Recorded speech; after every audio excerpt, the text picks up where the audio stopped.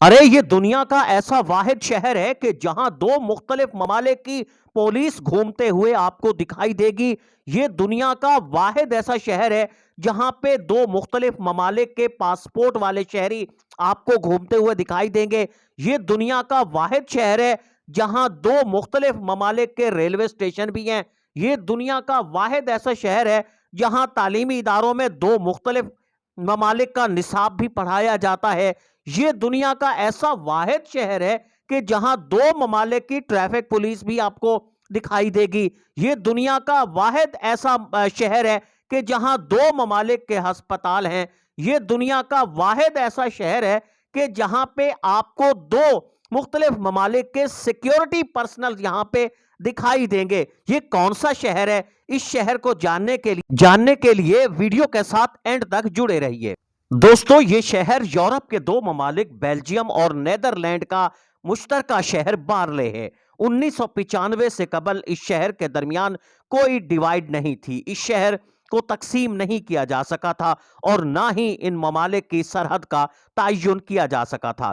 متعدد بار ان ممالک کے درمیان اس سرحد کے تعین کی کوشش کی گئی، لیکن یہ کوشش ہمیشہ سے ناکام۔ تاہم 1995 میں اس شہر کے درمیان ایک سفید لائن کھینچی گئی اور اس شہر کو دو حصوں کے اندر تقسیم کر دیا گیا۔ بیلجیم کی طرف والے بارلے کو بیلجیم ہیئرڈاگ کا نام دیا گیا اور نیدرلینڈ کی طرف کے شہر کے حصے کو بارلے ناساؤ کا نام دیا گیا۔ تقسیم کے وقت ایک بڑا مسئلہ کھڑا ہو گیا کیونکہ لائن کھینچتے ہوئے بہت ساری عمارات اس لائن کی زد میں آ رہی تھیں۔ اس وقت دونوں ممالک نے فیصلہ کیا کہ جس شہری کا دروازہ جس ملک کی طرف کھلے گا وہ شہری اسی ملک کا باشندہ تصور ہوگا۔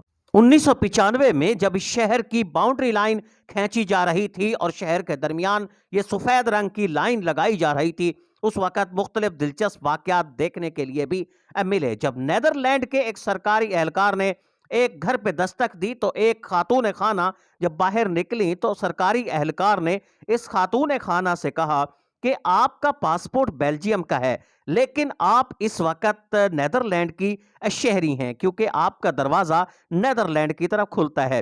لیکن خاتون یہ بات ماننے کے لیے تیار نہ ہوئی اور دونوں ممالک کے درمیان یہ مسئلہ کھڑا ہو گیا، جس پر حل نکالا گیا اور خاتون کی گھر کی کھڑکی توڑ کر اس کا دروازہ بیلجیم کی طرف کیا گیا اور یوں یہ مسئلہ حل ہوا۔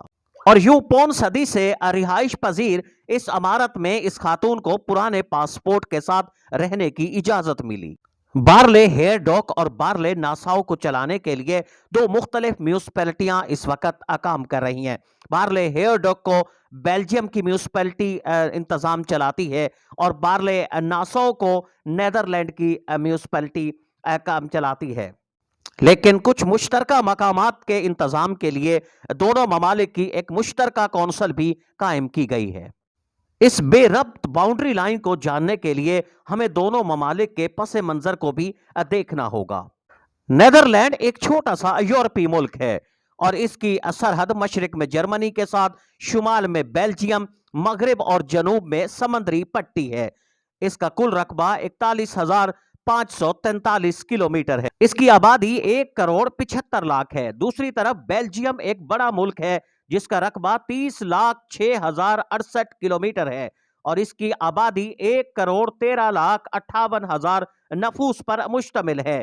یہ پیچیدہ سرحد ہے مگر سیاحوں کے لیے انتہائی پرکشش ہے۔ اس علاقے کو 1198 میں ڈیوڈ ہنری آف بریڈا نے لارڈ آف بریڈا کو پٹے پر دیا تھا تاکہ یہ زرعی مقاصد کے لیے استعمال ہو سکے، لیکن چونکہ یہ علاقہ ریتلا تھا اور زراعت کے لیے موزوں نہیں، اس لیے یہاں پہ زراعت ممکن نہ ہو سکی اور بالآخر ڈیوڈ ہنری آف بریڈا نے اسے لارڈ آف بریڈا کو تحفے میں دے دیا۔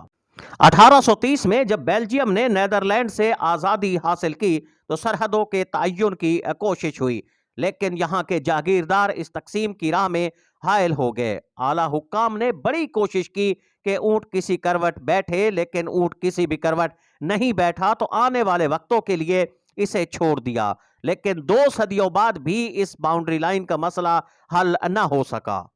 بالآخر 1995 میں یہاں عارضی طور پر ایک لائن کھینچی گئی۔ اگرچہ یہ لائن تو کھینچ دی گئی ہے لیکن لوگ دل سے اس لائن کو ابھی تک تسلیم کرنے کے لیے تیار نہیں ہیں۔ یہ بے ربط اور پیچیدہ لائن اگرچہ ایک باؤنڈری لائن کی نشاندہی تو کرتی ہے لیکن یہ سیاحوں کے لیے ایک پرکشش جگہ بھی ہے، اور اس سرحد کے ساتھ ساتھ اس وقت مختلف ہوٹلز اور چائے خانے یہاں پہ